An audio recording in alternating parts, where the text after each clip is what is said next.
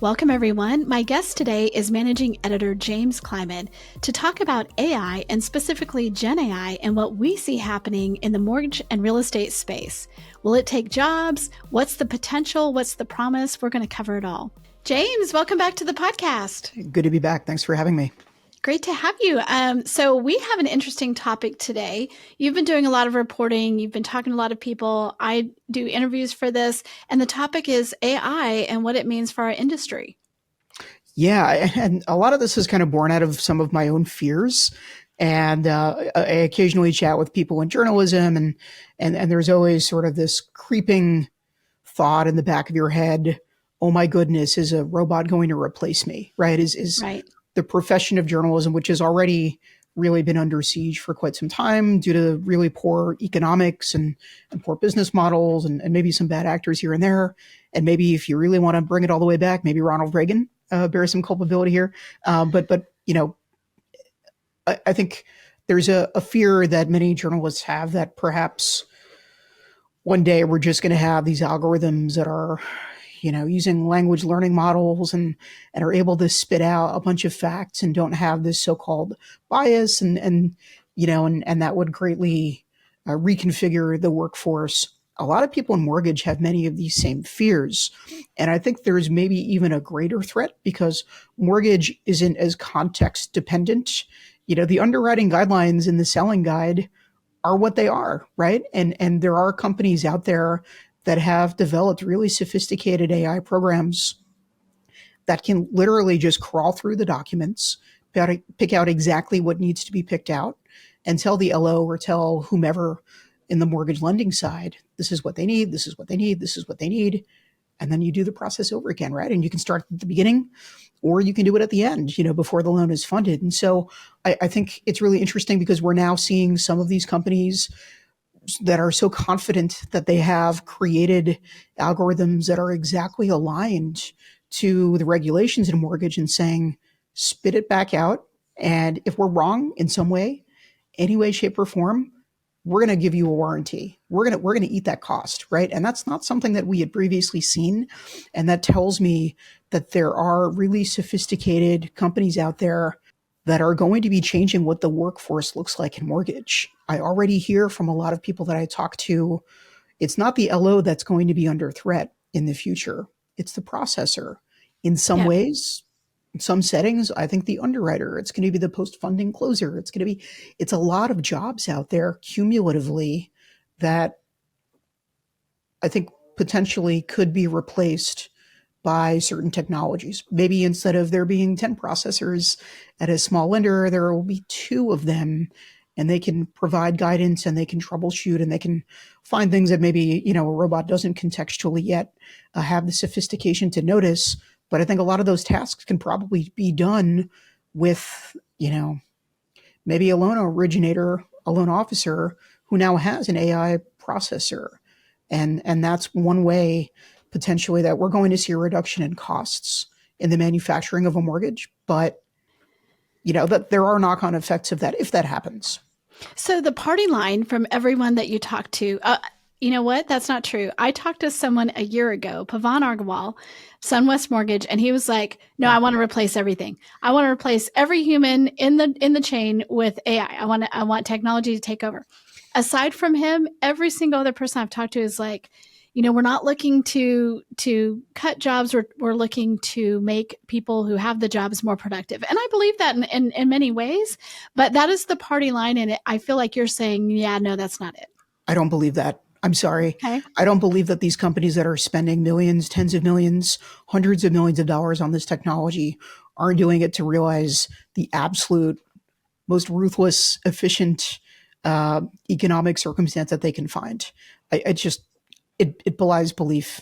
And now that doesn't mean that everyone is going to be on the chopping block. Obviously, the mortgage process for now is still very human centric. But we're increasingly developing the sophistication to replace a lot of jobs. And I think the sales staff will probably remain the sales staff, but there are going to be a lot of people who are part of this. How many people does it really take to manufacture a mortgage? Right now, it's probably in most retail environments, a couple dozen people, right? I don't think that these companies are investing so much money and not thinking, can we have that? So one of the things that I think can make a difference here is the whole idea of consumer permission data, because once we step into that, and you're like, here's my permission to access my bank account, my credit score, whatever it could be, and it can just go out there and find that for you. That does cut out several of the jobs, of the people who are just finding the paper, faxing the paper, getting it, making sure it's all there. To your point, the processor, but also like if you have that sort of certainty, like you got those, you have the numbers from the government, you have the IRS number, you have the exact thing from their bank account. It feels like there's a couple of steps there of certainty that we don't have right now. I think that's absolutely going to happen. Now, when exactly it will happen, under what regulatory framework the CFPB and others might put forth, they might need someone or maybe a couple people who are, in the field of play, so to speak, who are monitoring to make sure that there aren't discriminatory actions being taken, that there aren't, maybe unforeseen consequences to having a more open banking system. But I do think a lot of the jobs as we know them that are, I don't want to call them rote work, because I'm sure that there's a lot of critical thinking and there's a lot of, knowledge that if you talk to some really sharp LOs who do a lot of business, many of them have the same processors and the same team that they've had for many years, because they are able to take action. They don't sit around waiting for someone to tell them to do this or that. They don't just wait for something to flag in DU. Like, they're a little bit more entrepreneurial. Maybe some of them are going to be better positioned when the technology does get advanced enough to really have a widespread effect at every mortgage company. Only a few of them right now are really using it to, that there aren't only so many use cases right now in kind of everyday mortgage lending. But I do think that's going to change, and open banking is going to be a major, major shift, and that will happen. It's just a question of when. Why don't you define open banking for any listeners who don't know what we're talking about when we say that? Yeah, I mean, it's essentially this idea that instead of having so many third parties and so many different systems where, maybe a company tells you that they're going to be using your data and then they're going to sell it, or they're going to do this or that, or they're going to use it for research or whatever, that you have total control as the consumer. And that if you go to ABC Mortgage, you can give them explicit permission to use your data, but you can put, conditions on it, right? You can do this with it. You can do that with it. And so you have your own, so to speak, like lockbox of, and contained within that lockbox is only your data. And you're sort of in the driver's seat. And if you open it up, maybe then you have a cleaner, more consistent process for a company to just, utilize it to make sure that you are creditworthy. They can assess the risk. There's not this culture of, well, we're doing this with the data and that seems like our primary function, but we're actually going to make 3 times the amount of money by selling it to every Cindy Lou Who, in the consumer finance space. And so this would, I think, have major effects for a lot of the credit reporting agencies in particular. Yeah, I think that's true. So one of the things I think, something that you hear from loan officers, processors is that, yeah, okay, this is fine if you're talking about a refi, which is very straightforward.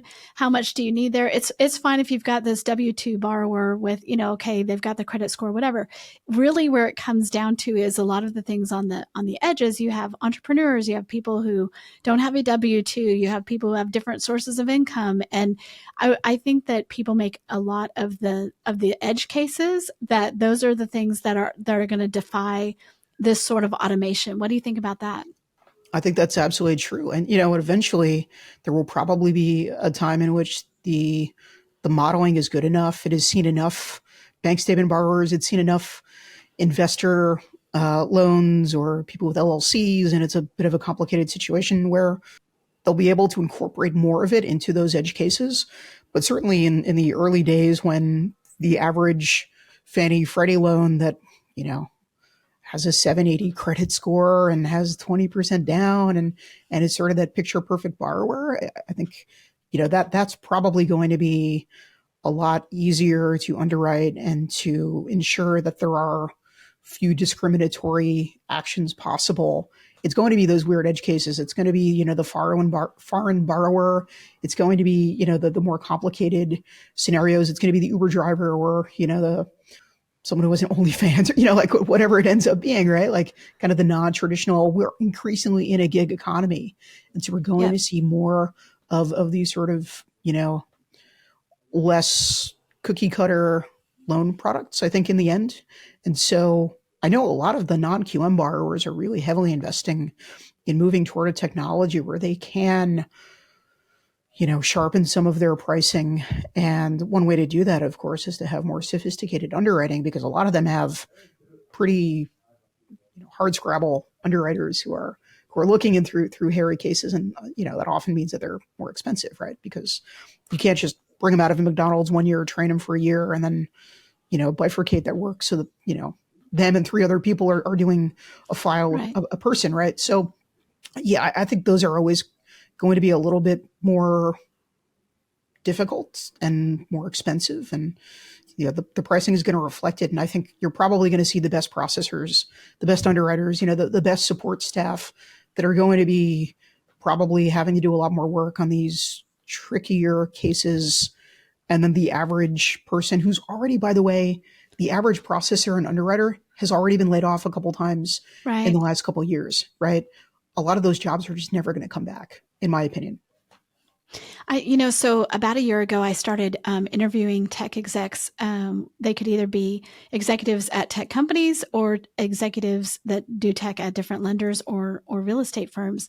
I started doing a weekly interview with them, just different ones, starting last September. So I've done over a year of those. And in that year, I think what really strikes me is that if you're not paying really close attention to this, something that you don't know is how fast things are changing. Yep.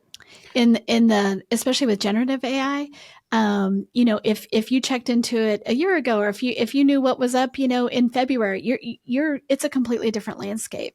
And, that's something that's been brought up with almost every tech executive that I've talked to, is that, what keeps them up at night is the fact that things are changing so fast that they have to, like on a daily basis. One of the people I talked to talked about AI years. And an AI year is like 2 dog weeks. years. Yeah. It's like, what happens in 2 weeks is like what used to take a year. And so the speeding up of this, I think, is something that I wonder how many people are prepared for, and how do you prepare for it?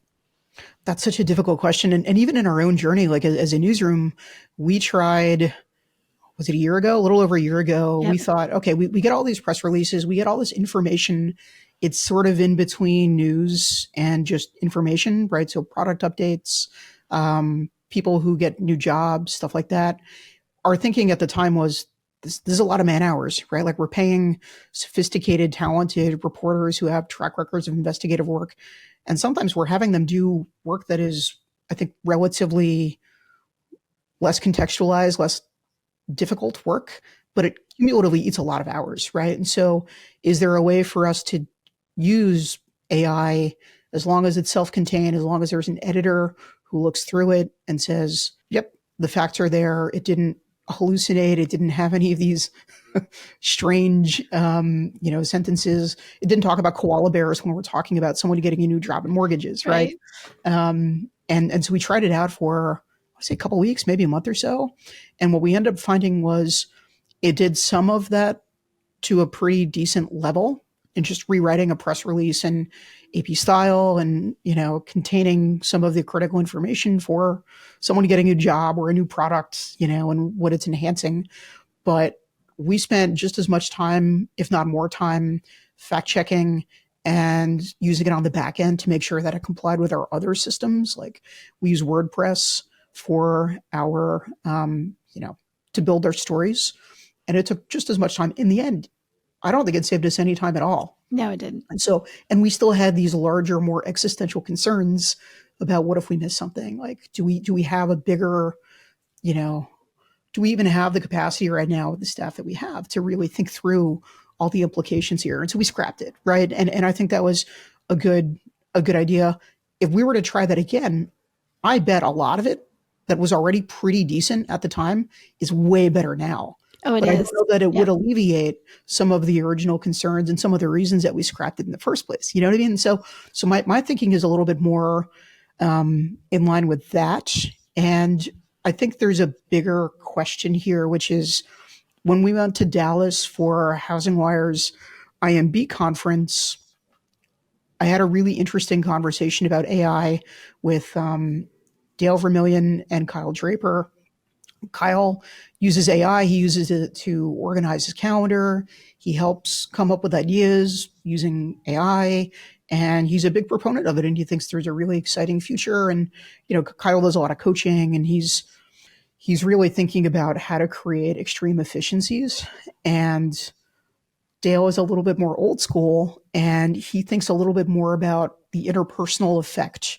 Mm. And his perspective is essentially, my concern is not that it creates an efficiency. My concern is that people will stop being invested in the process of learning because it's too easy and it's good enough where you just don't have to do the tasks that you used to do that you would learn from, right? And I think I really agree with him, which is I don't use AI for any of my reporting, for any of even LinkedIn posts.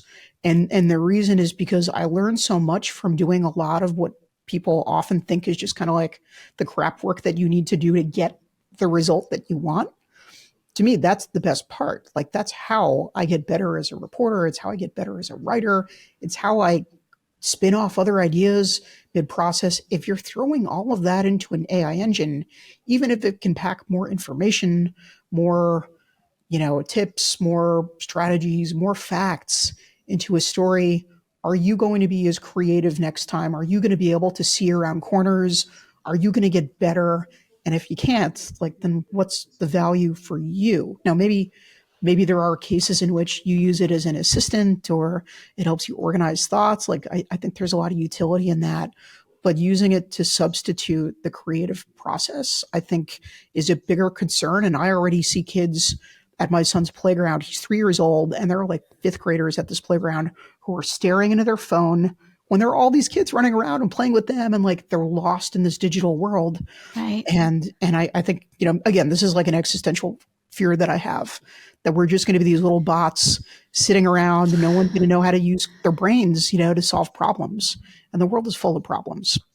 The world is full of problems. And I feel like, when we talk about what we want to do with generative AI, we have guardrails in place and all that, but we don't have the CFPB, looking, staring at everything we're doing. I mean, relatively speaking, we're much less regulated than anybody in the mortgage space. And, they've got to worry about not just what today's CFPB, but, the one 5 years from now that's going to do a look back on what they're doing. So I understand also, some of the hesitation there. One of the things that an expert told me about was the fact that, you have this AI doing something and then, well, who's going to know what it does? Well, another AI. So it's AI is talking to each other and checking each other. And while that sounds good, it also sounds like, the start of something that could be bad. And also like, where's the minders of that. But everybody I've talked to, every single person I've talked to, no matter how excited they are about it, they're also grappling with the real risks that they're taking. And, no one is just like, oh, throw caution to the wind, we'll just do this. I mean, everyone is really considering it. And you see a lot of innovation in it. So I feel like it's exciting in one way. Yes, we can have our fear about it, but I feel like this is the future, whether you want it to be or not.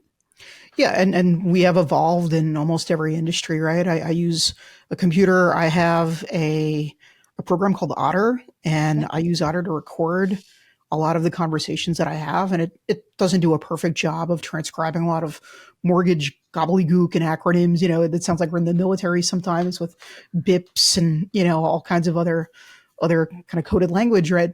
But it saves me, I gotta tell, like 15 hours a week in just transcriptions. Yep. And so that's a tool that we never had access to, that if I could go back in time in 2008 when I'm reporting in Burlington, Vermont, covering, federal drug cases and the like, and trying to get interviews and transcribing them, it would take me hours. And so we have a lot of great new tools. And I think if you use them responsibly, you can create incredible efficiencies. I think probably in 15 years, maybe less, we're going to see far fewer people in both real estate and in mortgage. And real estate is already a little more stripped down because there are a lot more different models in real estate. And I think you could probably see a day in which there's a small mortgage broker shop that is able to do things at scale, which is currently what separates a lot of the haves and the have-nots in mortgage. Is just the ability to scale up from doing 2 loans a month, 3 loans a month to like 15. Like right now, the reason you can't do that is because you don't have the manpower. You don't have the ability to deal with the compliance, to deal with the accounting. Like the scale is what prevents a lot of the companies right now from getting in there with the big boys, right? And so if that is no longer the case, we could have a much more skill-based mortgage lending market that is smaller and theoretically cheaper. And this is the hope. This is the promise of technology that we haven't yet seen come true, is that it will actually bring costs down, make people more productive, and have a better customer experience at the end. So that to me is what we're keeping on. And, I would tell our listeners, this is something that we are so conscious of and looking at every day. Your newsroom's covering it. The reason I started doing those interviews is because it's like, this is the future. I went to the FHFA Tech Sprint. We're interviewing, the leaders in this space. So I would just say, keep watching us. We have your back on this. We're looking at what this means for real estate and mortgage while we're still grappling with it ourselves. So James, just want to say thanks for coming on, and also, tell listeners, be sure you keep a lookout, because this is just going to be one of our focus areas going forward. Yeah. And if you have tips, if you have suggestions or things that are coming up or concerns that you have, don't hesitate to reach out to me. It's james@hwmedia.com. And people can text me too. I'm at 201-994-9638. I love it. And you know what? You respond to texts, and you are very available. So it's part of your job as managing editor, which I so appreciate. So thanks for being on today. Thanks, Sarah. Appreciate it.